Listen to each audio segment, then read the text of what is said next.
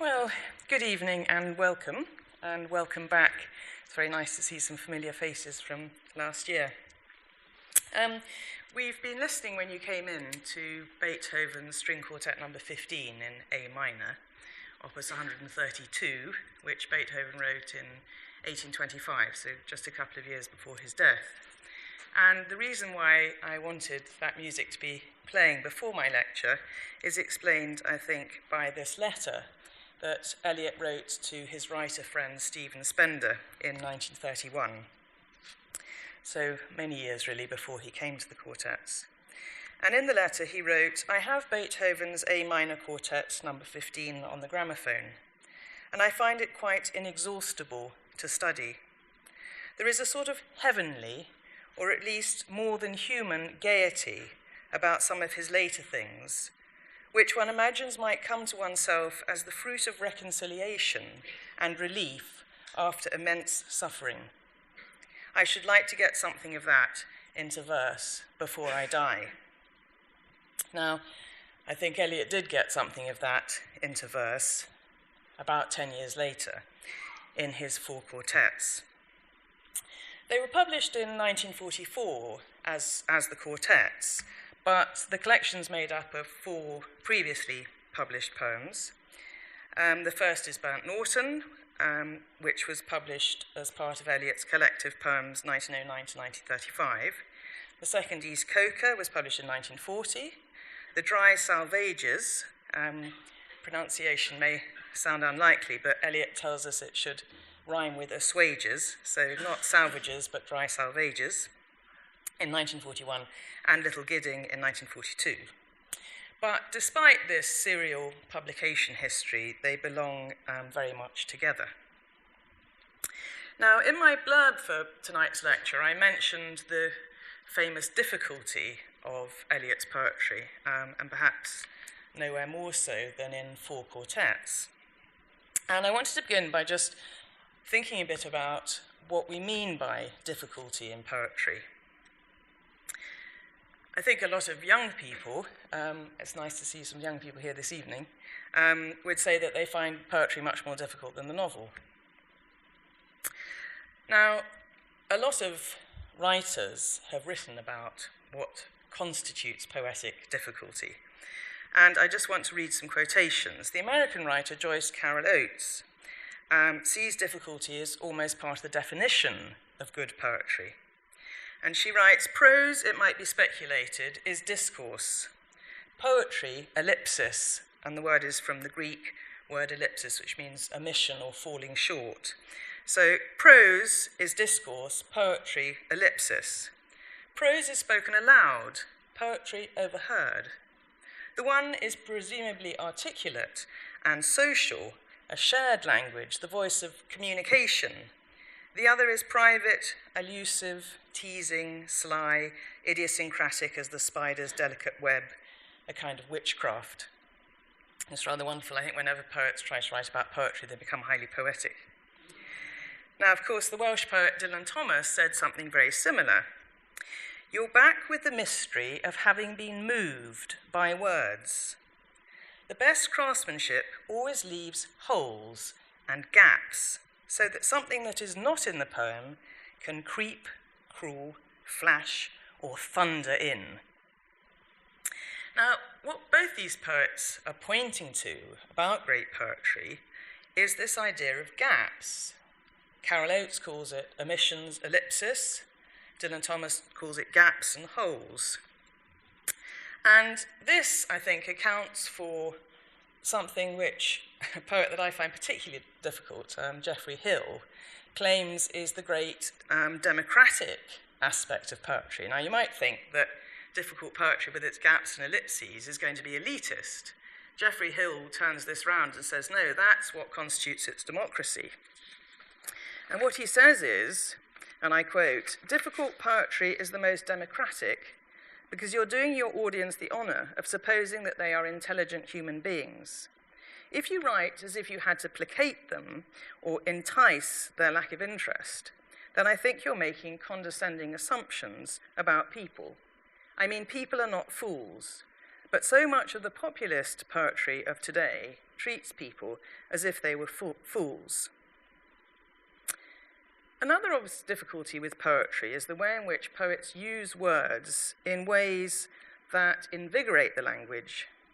Poets' words always mean something slightly other from what the dictionary might tell us they mean.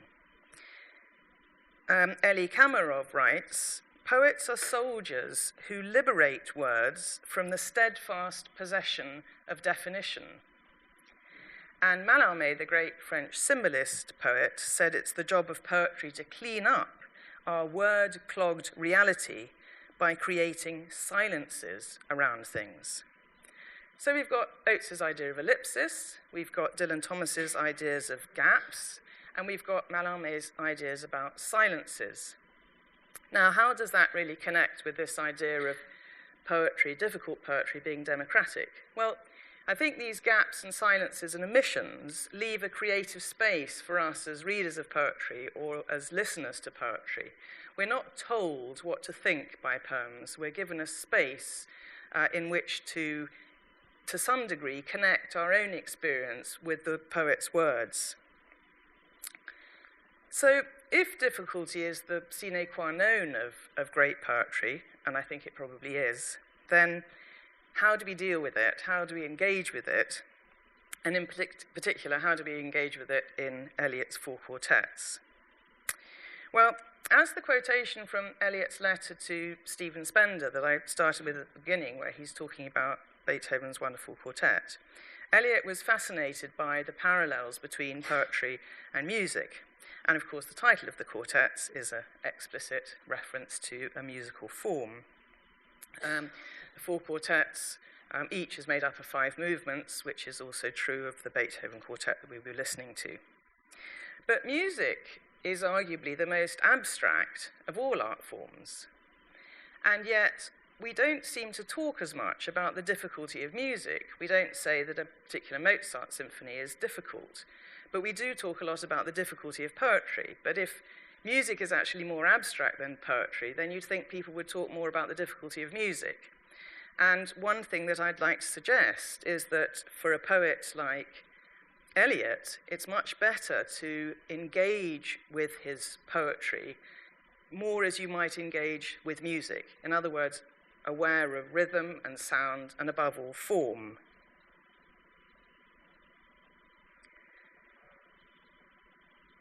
And form is I think, brought into sharpest definition by Eliot when he says, "Only by the form, the pattern, can words or music reach the stillness."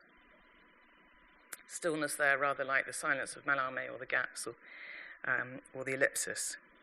And these patterns suggest emotional correlatives, just as we go through a series of emotional moods when we listen to music. So the same is true of hearing or reading, but preferably hearing, I think, Eliot's Four Quartets. It might be melancholy, it might be gaiety, it might be anxiety, it might be fulfillment, it might be peace. And in his essay, The Music of Poetry, from 1942, Eliot also emphasized that both poetry and music involve rhythm and structure. And he wrote, "The use of recurrent themes is as natural to poetry as to music.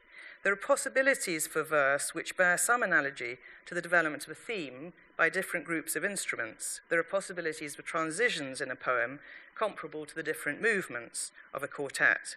There are possibilities of contrapuntal arrangement of subject matter."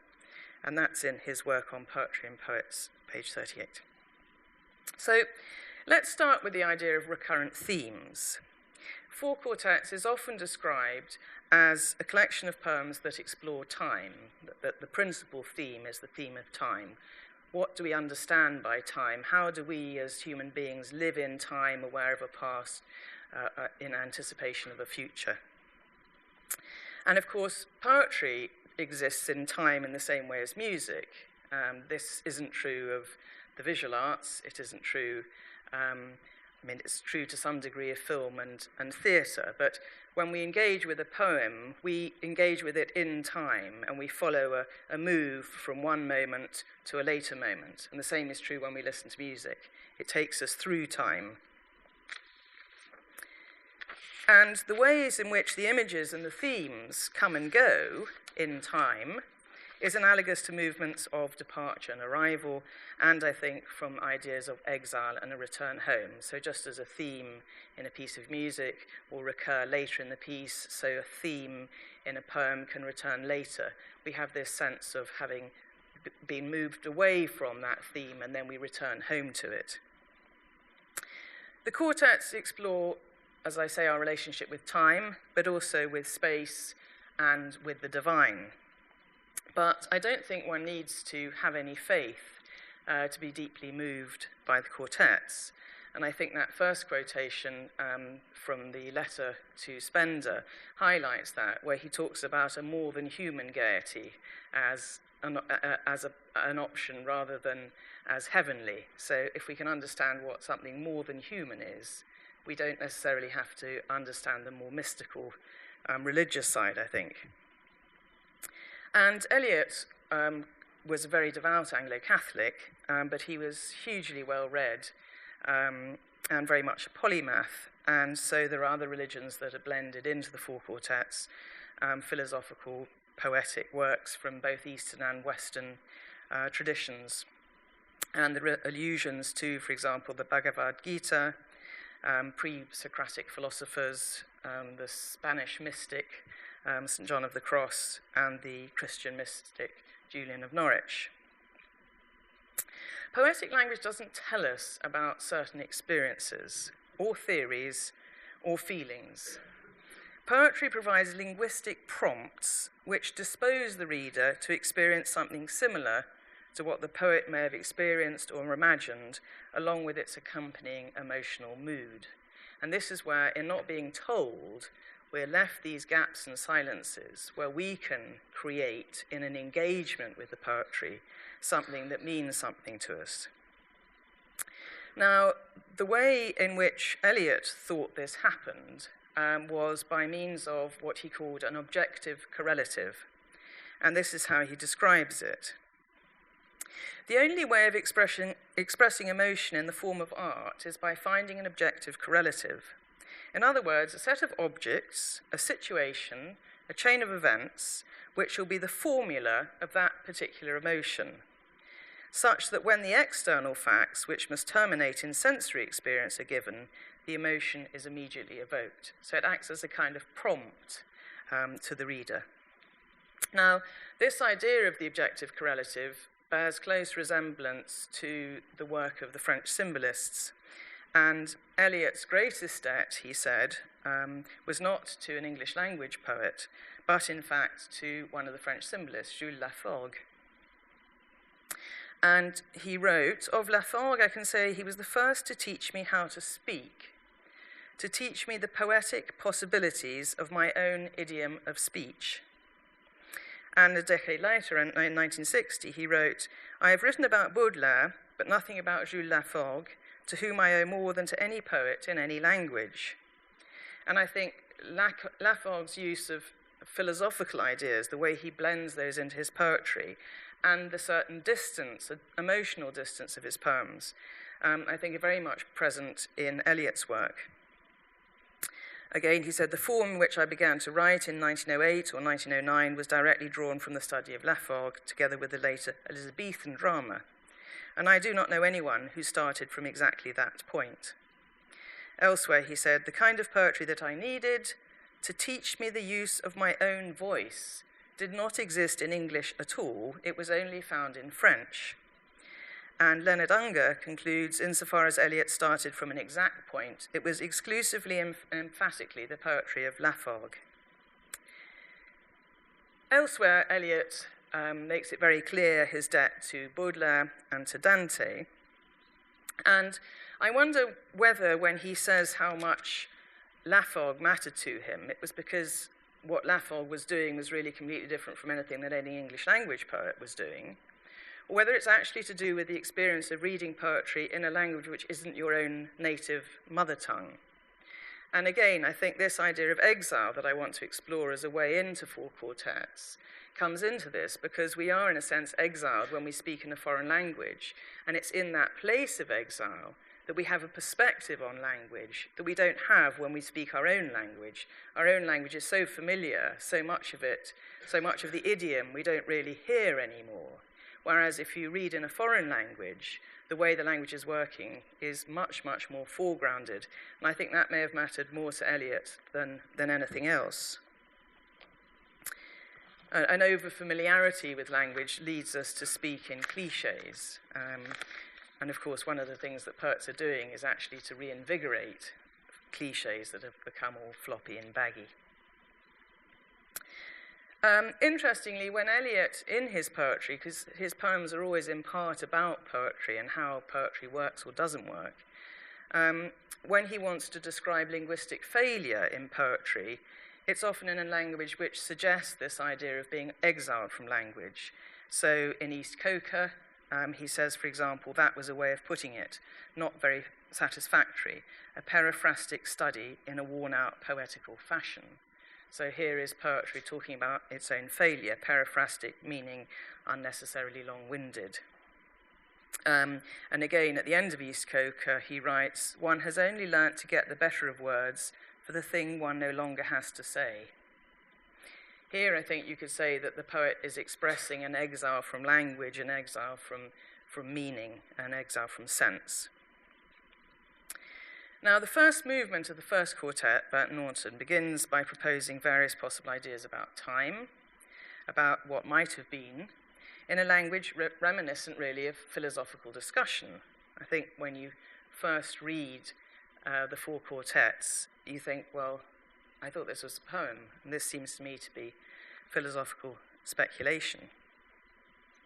But this is then followed by a rendering of the same concerns about time, but in a more poetical and figurative language. So the same theme, which is the puzzle of time, is first presented in philosophical language and then is explored in a much more poetic and figurative language. And this pattern of the more prosaic to the more poetic recurs throughout the quartets, as we'll see in a minute. As Eliot wrote, in a poem of any length, there must be transitions between passages of lesser and greater intensity to give a rhythm of fluctuating emotion essential to the musical structure of the whole. And the passages of lesser intensity will be in relation to the level on which the total poem operates, prosaic, so that, in the sense implied by that context, it may be said that no poet can write a poem of amplitude unless he is a master of the prosaic. Now, amplitude was a word I thought I knew, but I now realize that I don't know it. So this diagram is supposed to enlighten us as to what amplitude is, and I'm afraid my physics is very, very poor indeed. The definition of amplitude is the objective measurement of the degree of change, positive or negative, in atmospheric pressure, the compression and rarefaction, which is apparently the opposite of compression, of air molecules caused by sound waves.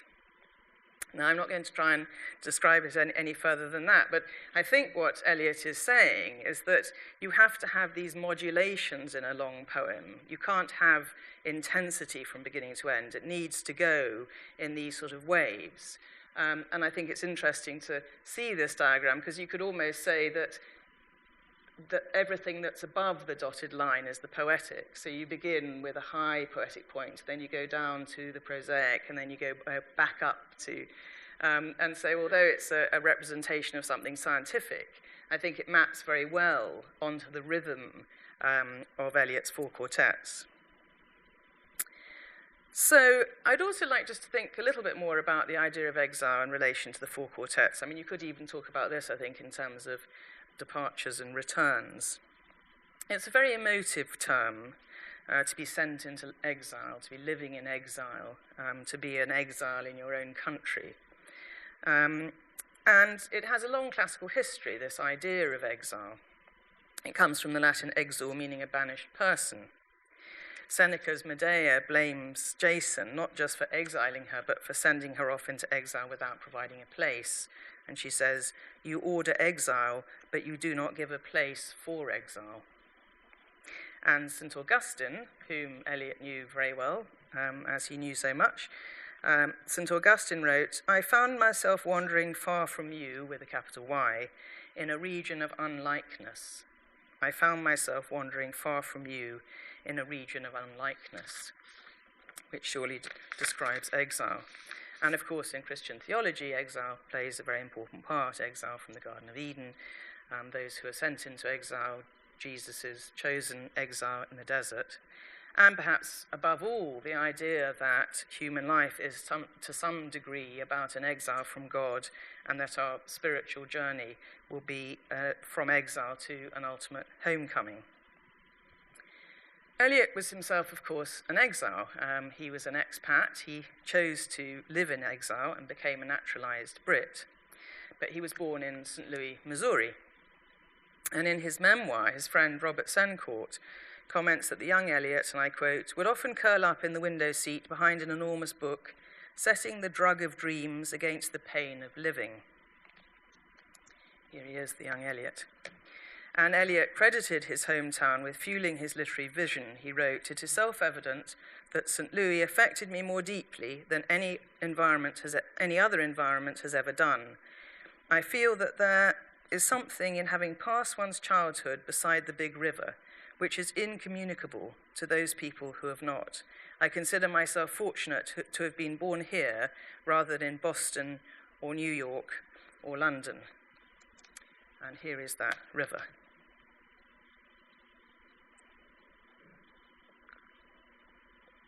Now, Eliot was on study leave in Marburg in Germany when Germany invaded Belgium on the 3rd of August 1914.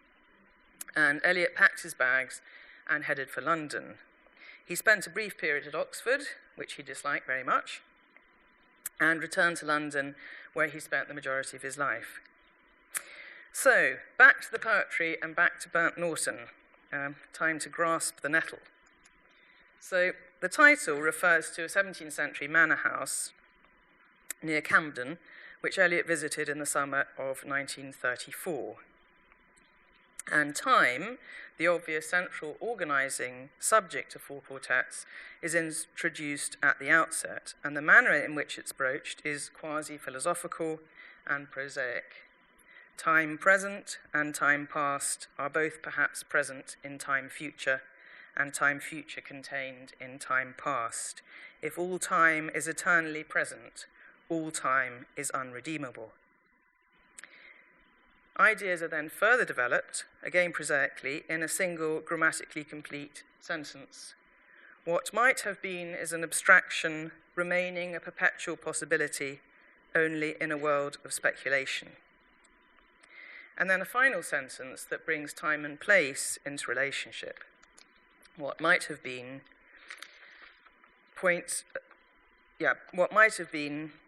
and what has been point to one end, which is always present. So is this really poetry, or is this very difficult philosophical speculation? Well, I think we can find some convincing paraphrases for these final lines. What's always present is our awareness of our mortality, our awareness that our end point is death, and at the point where we contemplate death, we'll no doubt be aware of what might have been as well as what has been. But then the mood changes dramatically. And here I think we should listen to Eliot himself reading. I just need to go back. Time present and time past are both perhaps present in time future, and time future contained in time past. If all time is eternally present, all time is unredeemable. What might have been is an abstraction, remaining a perpetual possibility only in a world of speculation. What might have been and what has been point to one end which is always present.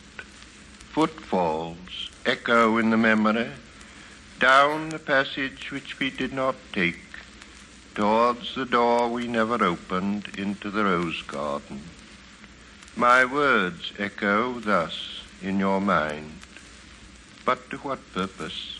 Disturbing the dust on a bowl of rose leaves, I do not know. So I think in terms of objective correlatives, these opening lines of the first quartet have ideas and images and their associated emotions.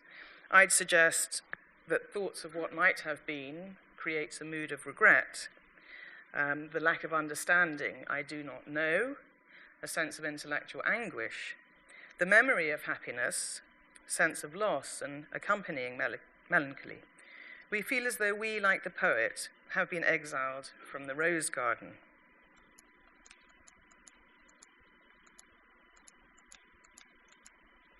And there is the rose garden at Burnt Norton. I'm not really sure whether I should have included this, because, of course, what matters is the imaginative rose garden, not the rose garden at Burnt Norton, but it is very beautiful.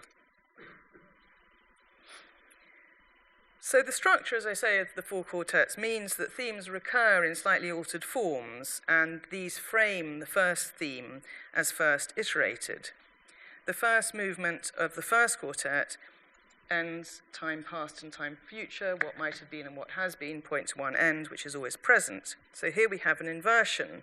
Time present and time past of the first line has been reiterated through this inversion and variation, both terms that one would use to explain musical form. Time past and time future, 3 lines from the end of the movement. So the modifiers perhaps and if no longer occur. And this allows for another interpretation, and I quote, "Such a view of time follows logically, inexorably from the idea of an omniscient God, whose omniscience necessarily entails knowing the future, as Calvin's concept of predestination was ready to acknowledge." And this is Craig Rain's reading from his excellent book, which is entitled simply T.S. Eliot. And Rain also points out that Eliot explores ideas of time in a number of works, I suppose most famously in The Wastelands, when he has Ethelbert declare, "There's some new notion about time, what says that the past, what's behind you, is what's going to happen in the future, being as the future has already happened. I haven't had the time to get the hang of it yet." And Valerie Elliot reported that Eliot also thought of adding an epigraph from Dickens' Pickwick Papers to Four Quartets, and the epigraph might have been, "What a rum thing time is, ain't it, Neddy?" Now, these, you could say, are both affirmations of a world ordered by an omniscient God. But they're also an affirmation of something not unlike quantum theory, which I'm not now going to try to explain. What really matters here, I think, is how these ideas generate what Eliot described as fluctuating emotion, which is also, of course, fundamental to our experience of music.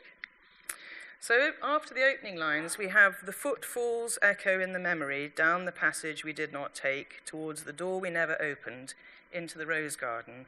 My words echo thus in your mind. So we've moved from this prosaic, philosophical, speculative register of language to a figurative register. And we've also moved from the abstract in those first few lines to the, I'm going to say, quasi-concrete. But it turns out that the two are very closely related. Footfalls are the sound of our feet as we move from place to place through time. Footfalls being footsteps, yeah? An echo is a trace, the tangible presence of an absence. When we hear an echo, it's the vestige of a sound that's past. And the passage we did not take and the door we never opened are metaphors for what in the earlier lines was described as what might have been. So the abstract idea of what might have been in the speculative, prosaic first iteration is then described as the door we never opened and the passage we did not take, and so on. So syntax here is intriguing because the second and third lines describe negatives, the passage we did not take, the door we never opened, and yet they could be read as parenthetical, leaving two parallel statements in the affirmative. Footfalls echo in the memory into the rose garden. My words echo thus in your mind. Now, the rose garden is one of Eliot's key images, which is probably why I should have not included that image of the garden at Burnt Norton.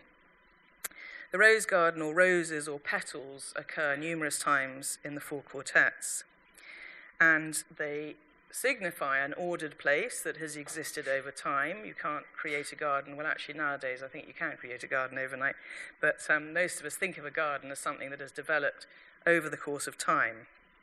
But it becomes an objective correlative in Four Quartets for a place of epiphany, a place of beauty, of tranquility, of bliss, and an unearthly ecstasy.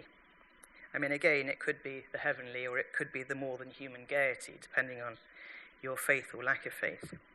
So the quasi-philosophical words of lines 1 to 10 have been transposed in lines 11 to 15. Time present and time past exist in the idea of the echo, which is the present manifestation of something past. The idea of a perpetual possibility is enacted in the syntax of lines 11 to 15 in the passage "We did not take the door we never opened." But nevertheless, the reader is led into the rose garden. But this isn't the culminating point of the lines. There's a coda. Disturbing the dust on a bowl of rose leaves, I do not know. The subject of the verb, disturbing, present participle form, is my words. My words echo, disturbing the dust.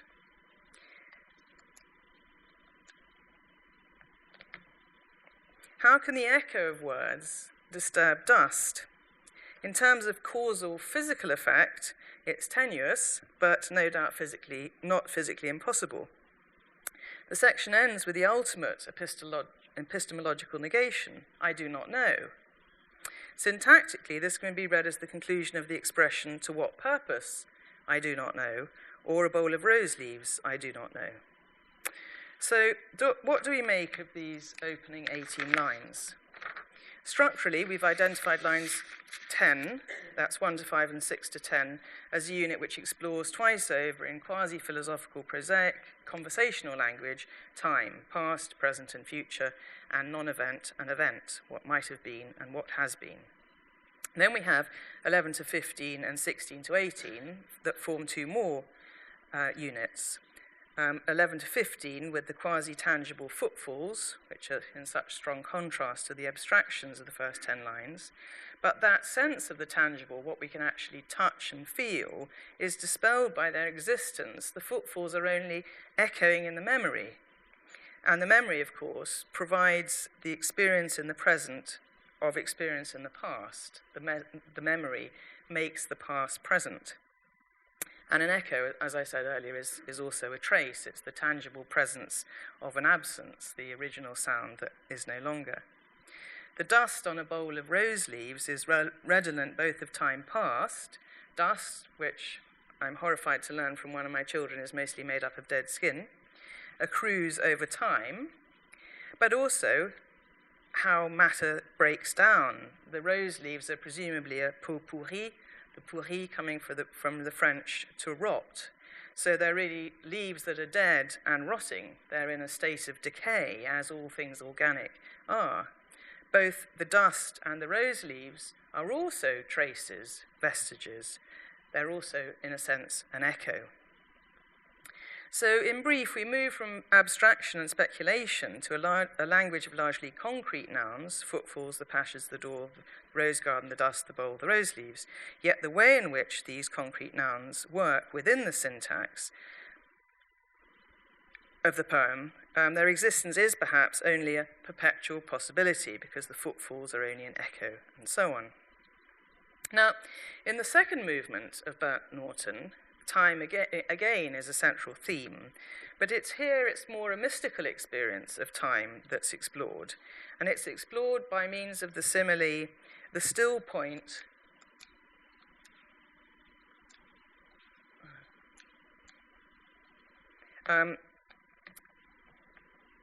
the still point of the turning world, the still point of the turning world. And I think we can understand this as an axis or an axle, the axle of a wheel. Somewhere in the center, there is a still point as the wheel turns, the still point of the turning world. Time past and time future allow but a little consciousness. To be conscious is not to be in time, but only in time can the moment in the rose garden, the moment in the arbor, where the rain beat, the moment in the draughty church at Smokefall be remembered, involved with past and future. Only through time, time is conquered. So here what's being explored is the idea that mystical experience appears to happen. It takes place outside time, but we're only conscious of it, we can only recollect it when we're back in the mundane, time-bound world. And in Burnt Norton, the fleeting nature of time is associated very closely with the experience of children, with an innocent experience of time. Here are the final lines of the first quartet. Sudden in a shaft of sunlight, even while the dust moves, there rises the hidden laughter of children in the foliage. Quick now, here now, always, ridiculous the waste-sad time stretching before and after. And I think it's repetition here, which is the objective correlative for the extreme excitement of children when they're playing the quick now, here now, always. Now, in a sense, this is the last clear statement of what Burnt Norton is about, but it echoes what we experienced in the second half of the first movement, as a shaft of sunlight suddenly emerges from the clouds, and the deserted garden seems to come to life. Dry the pool, dry concrete, brown-edged, and the pool was filled with water out of sunlight, and the lotus rose quietly, quietly. The surface glittered out of the heart of light, and they were behind us, reflected in the pool. Then a cloud passed, and the pool was empty. Time and the bell have buried the day. The black cloud carries the sun away. Now, there's a story about the pools or ponds at Burnt Norton, and again, it may be a mistake to have this visual image, but the story goes that a child actually drowned in one of the ponds, and so they were filled in. So, on to East Coker. Well, East Coker, oh, that's the Lotus, so that's the Lotus Rising, just in case you're not familiar with it. So, here we are at East Coker. This is a manor house in Somerset, near Yeovil, and it was from here that Eliot's ancestors left to go to America in 1667. The house symbolizes a new beginning in the poem and raises ideas about the circularity of time, the fact that time moves in this sort of extraordinary circle. And Mary, Queen of Scots' motto, en ma fin et mon commencement, in my end is my beginning, is inverted. And the quartet begins, in my beginning is my end, in succession houses rise and fall, crumble, are extended, are removed, destroyed, restored, or in their place is an open field or a factory or a bypass. Old stone to new building, old timber to new fires, old fires to ashes, and ashes to the earth, which is already flesh, fur, and feces, bone of man and beast, cornstalk and leaf. Houses live and die. There is a time for building, and a time for living, and for generation, and a time for the wind to break the loosened pane, and to shake the wainscot where the field mouse trots, and to shake the tattered arras woven with a silent motto. An arras is a wall hanging made of sort of rich tapestry fabric. It's often used to conceal an alcove. Now, these lines, a time for living and for generation, and a time for the wind to break the loosened pane, and so on, allude to Ecclesiastes 2, 1-7, which is often used as part of funeral settings. So, and that those lines are to everything there is a season, and a time to every purpose under the heaven, a time to be born and a time to die. So again, these lines are essentially about time and human life as the passage through time. And the idea of exile returns again in East Coker. So this is the upper half of the screen. Oh, dark, dark, dark, they all go into the dark, the vacant interstellar spaces, the vacant into the vacant, the captains, the merchant bankers, eminent men of letters, the generous patrons of art, statesmen and the rulers, distinguished civil servants, chairmen of many committees, industrial lords and petty contractors all go into the dark. and dark the sun and moon, and the Almanac de Gotha, which was a handbook of royalty in Europe, and the Stock Exchange Gazette, the Directory of Directors, and cold the sense and lost the motive for action. And surely that line is essentially saying, why are we here? We're all going to die. And this is death as the ultimate exile from life. And here Eliot draws on Milton's Samson Agonistes. O dark, dark, dark, amid the blaze of noon, irrecoverably dark, total eclipse, without all hope of day. The sun to me is dark and silent as the moon when she deserts the night, hid in her vacant interlunar cave. Now, in East Coker, time's also explored in terms of its relationship with space at the end of the first movement. Dawn points and another day prepares for heat and silence. Out at sea, the dawn wind wrinkles and slides. I am here or there or elsewhere in my beginning. Now, this may be a reference to the sea his ancestors crossed to the New World. The dawn winds certainly suggest the possibility of travel. But there are also passages in East Coker, this is from the final lines of the fifth movement, that are much more explicitly confessional. I mean that in a religious sense. Old men ought to be explorers. Here or there does not matter. We must be still and still moving. And that strikes me as an extraordinary line. We must be still and still moving. Because what Eliot's doing is he's bringing those two different stills into relationship. Still as an adjective, meaning not moving, and still as an adverb, meaning yet. And so there's fantastic ambiguity, and I think it's one of the classic cases of a gap in the poetry that, as Dilys Thomas said, let something else rush in. We must be still and still moving, but it's oxymoronic. Still is the opposite of moving. Into another intensity for a further union, a deeper communion, through the dark cold and the empty desolation, the wave cry, the wind cry, the vast waters of the petrel and the porpoise, in my end is my beginning. And of course our ancestors, in a sense, were sea-dwelling creatures.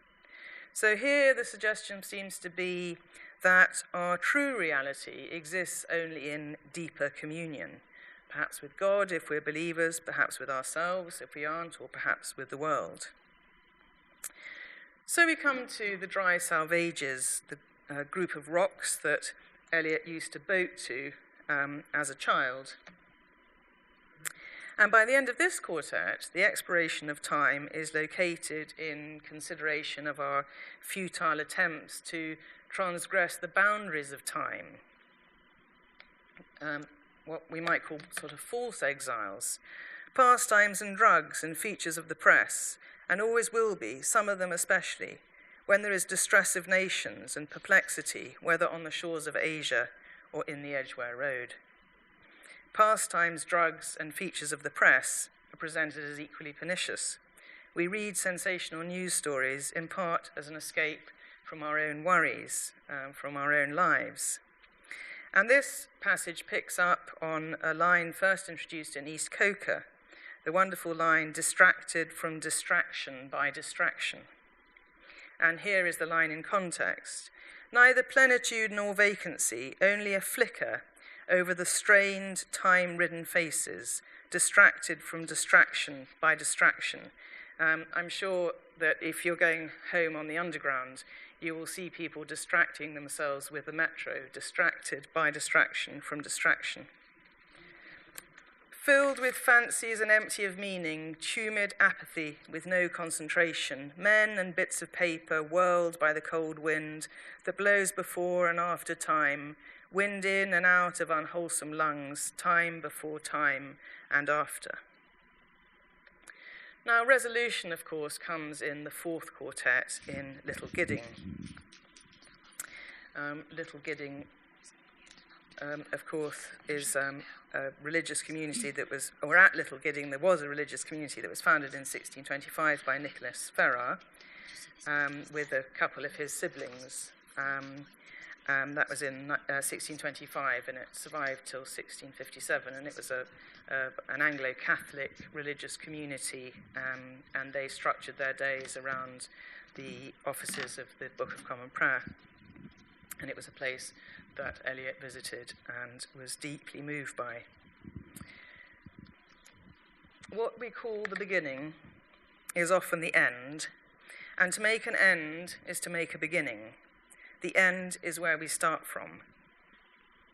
And intimations of perfection or completion or the ecstasy of salvation are conjured by means of analogies with language. Every phrase and sentence that is right, where every word is at home, taking its place to support the others, the word neither diffident nor ostentatious, an easy commerce of the old and new, the common word exact without vulgarity, the formal word precise but not pedantic, the complete consort dancing together. Now in Burnt Norton we'd read, humankind cannot bear very much reality. But by Little Gidding, progress has been made, and we reach a point of resolution. A condition of complete simplicity, costing not less than everything. And that, of course, is in parenthesis. And so here we might say the enigma of sin, of human suffering, of human life, is resolved in these two lines, when the tongues of flame are infolded into the crowned knot of fire. Here we hear clear echoes of Eliot's amazing translation of Dante's Paradiso. Within its depths I saw ingathered, bound by love in one mass, the scattered leaves of the universe, substance and accidents and their relations as though together fused, so that what I speak of is one simple flame. And I think it's extraordinary the way Eliot has condensed the Dante, which is long and periphrastic in some ways, into these two lines when the tongues of flame are enfolded into the knotted crown, the crowned knot of fire. So, to finish, what I'd like to do is to read some interesting tributes to Eliot and his quartets, and then listen to Eliot reading the last movement of the final quartet. And what I'd like you to do is to try to hear some of this sense of form, structure, and pattern, which is what makes the quartet so wonderful. Stravinsky, the composer, described Eliot, and I quote, not only as a great sorcerer of words, but as the very key keeper of the language. McLuhan, another critic of Eliot's, writes, to purify the dialect of the tribe and to open the doors of perception by discovering a host of new poetic themes and rhythms was the especial achievement of T.S. Eliot. He gave us back our language enlivened and refreshed by new contacts with many other tongues. And here McLuhan's referring to the lines in Little Gidding, since our common concern was speech, and speech impelled us to purify the dialect of the tribe and urge the mind to aftersight and foresight, let me disclose the gifts reserved for age to set a crown upon your lifetime's effort. And of course that crown reappears at the end of Little Gidding. Frank Commode talks about the way in which Eliot presents us with a pattern which, and I quote, the poet retreats into. But the poem is a great poem because it will not force us to follow him. It makes us wiser without committing us. It joins the mix of our own minds, and this ties in with the points I was making earlier about these gaps and ellipsis and the way in which a great poem engages us in a creative activity. It doesn't simply tell us something. It makes us wiser without committing us. It joins the mix of our own minds, but it does not tell us what to believe. The poem resists an imposed order.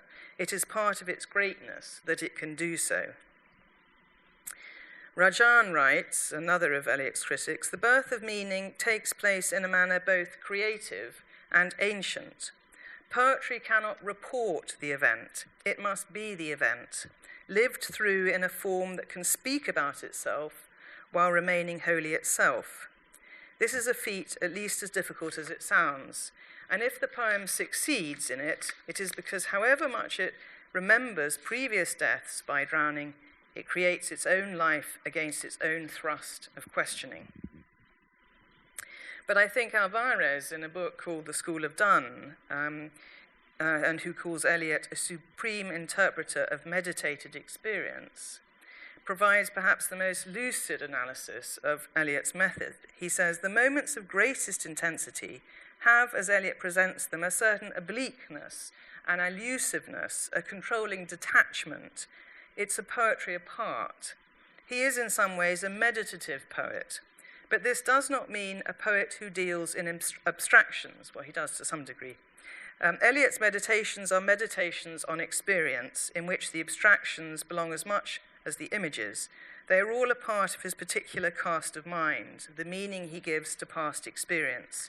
His direct affirmations are always summings up of his style, concentrations for which the rest of his verse appears as so many hints. And finally, at moments when Four Quartets truly baffle us, I think we can be comforted by Dame Helen Gardiner, who was another great Eliot critic. And she wrote, "It is better in reading poetry of this kind to trouble too little about the meaning than to trouble too much. If there are passages whose meaning seems elusive, where we feel we're missing the point, we should read on, preferably aloud. We must find the meaning in the reading." So, bearing in mind this quotation, which you heard earlier, only by the form, the pattern, can words or music reach the stillness, I suggest you close your eyes and listen to Eliot reading the fifth and final movement, Little Gidding, of the Four Quartets. We die with the dying. See, they depart, and we go with them. We are born with the dead. See, they return, and bring us with them. The moment of the rose and the moment of the yew tree are of equal duration. A people without history is not redeemed from time, for history is a pattern of timeless moments. So, while the light fails on a winter's afternoon in a secluded chapel, history is now and England. With the drawing of this love and the voice of this calling, we shall not cease from exploration, and the end of all our exploring will be to arrive where we started and know the place for the first time. Through the unknown remembered gate, when the last of earth left to discover is that which was the beginning, at the source of the longest river, the voice of the hidden waterfall, and the children in the apple tree, not known because not looked for, but heard, half heard, in the stillness between two waves of the sea. Quick now, here now, always.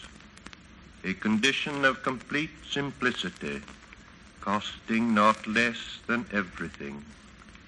And all shall be well, and all manner of things shall be well, when the tongues of flame are enfolded into the crowned knot of fire, and the fire and the rose are one.